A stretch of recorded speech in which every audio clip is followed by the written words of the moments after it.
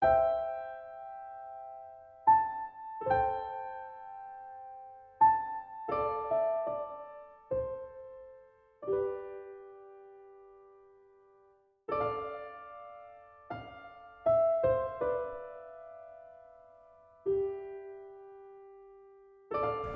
is this experience of grief that lies in the body. Sometimes our grief gets stuck in the body. So there was this beautiful experience of transformation, of fluidity, of it changing and moving through.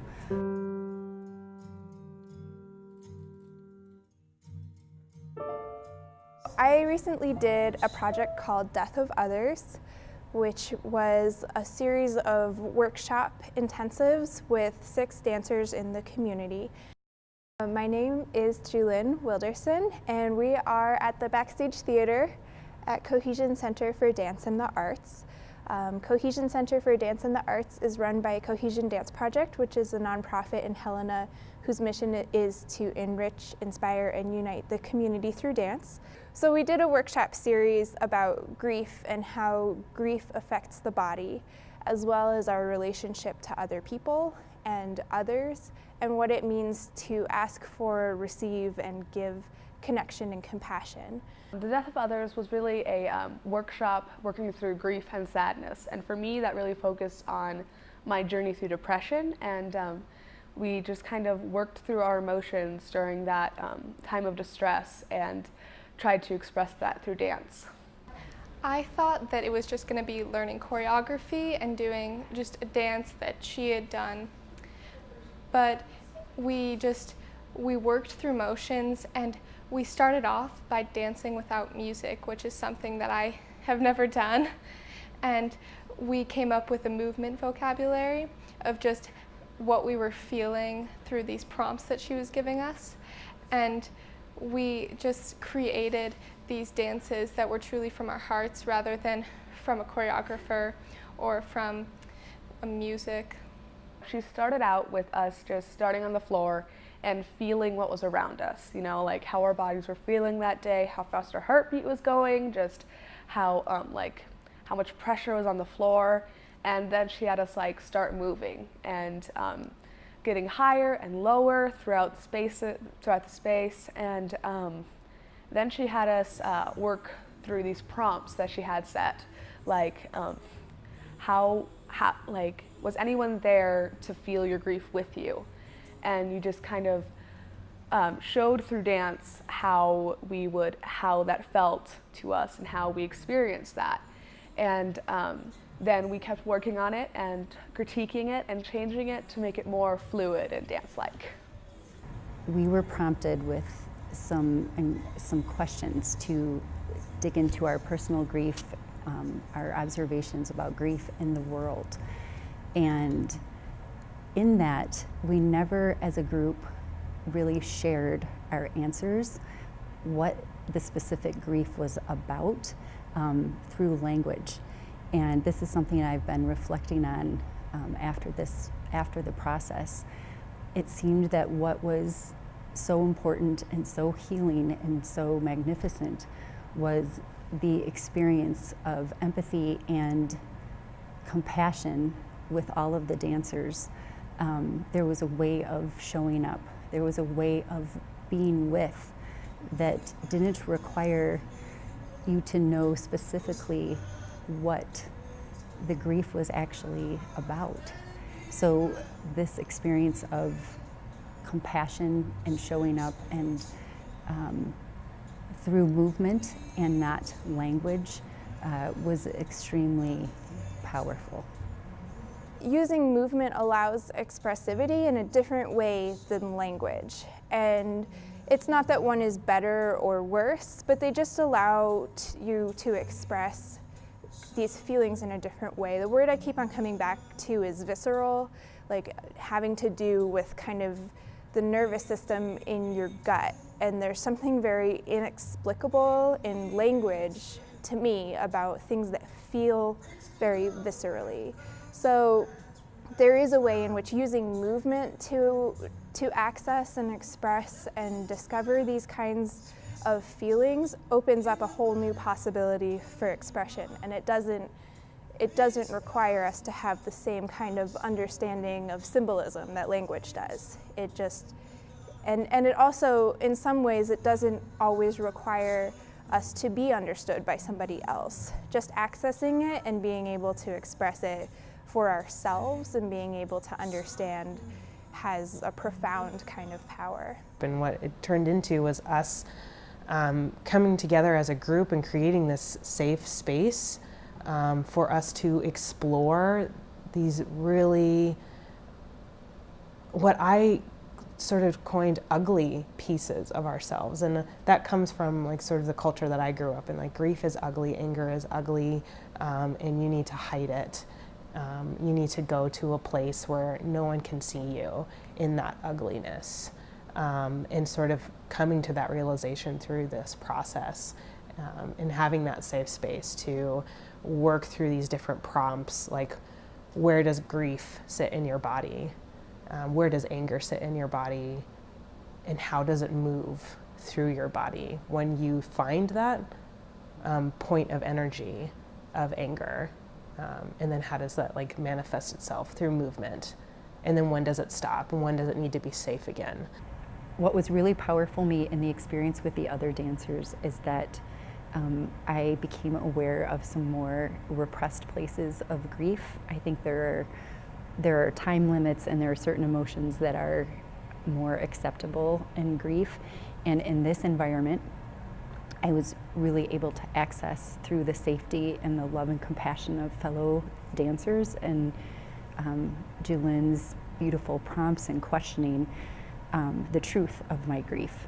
And in that, there's anger, there's chaos, there's some uglier emotions that are hard to share, and in which I feel that we all repress at times because the culture only wants the brighter, happier sides of you and your grief. So it was extremely powerful to be met in those darker places, and with that meeting and joining and the true genuine feeling of being met and seen through that movement, I did experience a freedom and a joy almost after having that experience with another. And that was unexpected. It was very, very healing.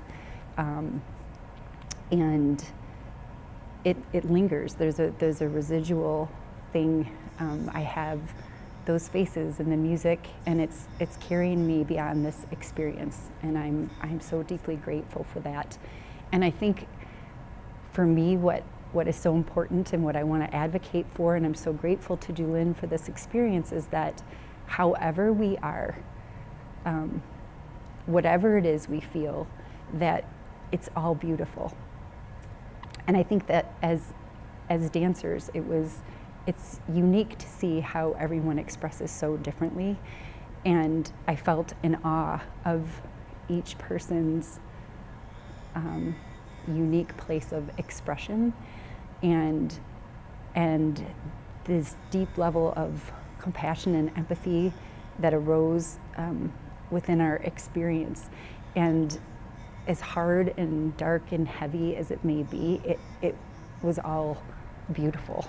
And I can't impose that on everybody, but you hope that we can be seen for our truth, and that just that it's accepted and celebrated in some way, however it is, and for however long you need it to be. I'd never really thought how mad I was during that time, how mad I was at myself for being sad even though my life was great, or how mad I was that I had to keep asking for help. And it was really cool to be able to express that in a way that I never had, because I never really thought about that. During the sequence when, like the first and last sequence, when we would show how we wanted people to react during our grief and sadness, it really hit home with what we all wanted, was just someone to be there, you know, someone to go with us in the journey. That there isn't really a judgment of it being better or worse or correct or incorrect. And I think that's something that we really tried to access in this workshop, that there isn't a correct way to be in grief. There isn't an incorrect way, and it's all right to have a very dynamic relationship with it, and it's all right to have a relationship with your grief that looks different from other people's relationship to grief. And it's all right to have a relationship to grief that deeply affects you, and it's all right to have a relationship with grief that sometimes doesn't deeply affect you in the ways that you might have been told you should have been affected. So just seeing the diversity of relationships to grief was very powerful, and also exploring my own diverse relationship to my own grief was profound in a very different way. And I think ways, I guess speaking to myself in ways that it helped me, just seeing where different forms of grief were sitting in my body and holding me back. Maybe not from dance movement. You know, when we talk about dance movement, I think a lot of people think about dance technique and dance school and dance lessons, but like dance is just the movement of the body and expression. It's a language, it's a body language, and everyone can dance. You know, there's people like, some people can dance better than others, but like everyone can dance, everyone can express themselves through movement, and finding the ways that your body needs to emote without words. And for me, having a dance background, but also sort of breaking free of that dance background while exploring grief in my body and releasing where grief was sitting, and having that flow through movement. And I think that would be helpful, just like recognizing for other folks in the community, like finding how grief is sitting in their body and holding them back from any sort of movement, whether that's sitting up straight and whether that's speaking up. Like, where is grief sitting that's holding us back from being like healthier and happier human beings? One of the themes of the project is how we show up when others are grieving and in grief. And one of the layers to this project is that while we have our own grief and our own suffering and our own loss, and we have to figure out what that process is and then how we relate to others and receive help, we're also responsible for understanding how we in the world show up for others.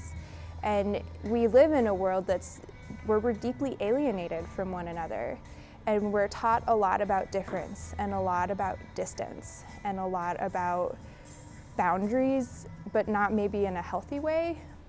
I learned that most of the time people just want someone there. Whether it's not, maybe not at the same time, but we all have different times where we need to be alone, but we all want someone there eventually. We all want help from another person, just to be there and to feel the same way and just to sympathize with us and talk to us. And it's really hard to ask for that. And everyone struggles with that, to just ask for help and need someone there. And just that we have compassion for each other and curiosity for whatever that is, and to show up in a way that others need. That was another piece that was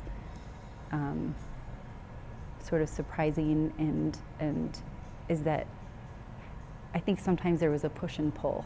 Like, I need you, but I don't want to need you. Or how do I ask? How do I express this? How do we do this in our culture? And to respect another person's way of being, to not give what you need, but to truly be curious. What does another human being need? And I'm going to pause I'm going to be curious and compassionate and try to show up best I can. And you know what? Sometimes we're going to get it wrong. We're going to stumble, and I mean, I literally stumbled in my dance a couple of times, and I thought, well, there it is. You know, it represents so well, because we don't always get it right, or our timing is off, or and that's okay. But to be curious and to keep trying feels really important. It was an expression of grief and just something for the community to see that they're not alone, and to spread the word that everybody goes through grief and everybody needs help, and you aren't weak for needing help or going through something tough. I think that is one of the most important parts of bringing this performance to the public, is to say, this is what our grief is. This is how we have understood our relationship to one another. And the takeaway is to understand then how you relate to your own grieving process and how you relate to the grieving of others. I hope people just see how it's okay to ask for help, because we all want that in the long run. It's okay to sympathize, to just be there, to be in your sadness. You don't need to be on your own, and I think anyone that was watching that could see through like the partnerships and the group dances that you can ask for help and you can have someone there for you without seeming weak or like you can't handle your own life. And just to have the opportunity to speak those truths, as hard and difficult, and I don't even want to say dark, because on the other side of that is the lightness of it all. And I think in that expression and in being seen, there's a freedom and there's a healing that takes place. And I feel like what happened here through this experience can be a model to take into life.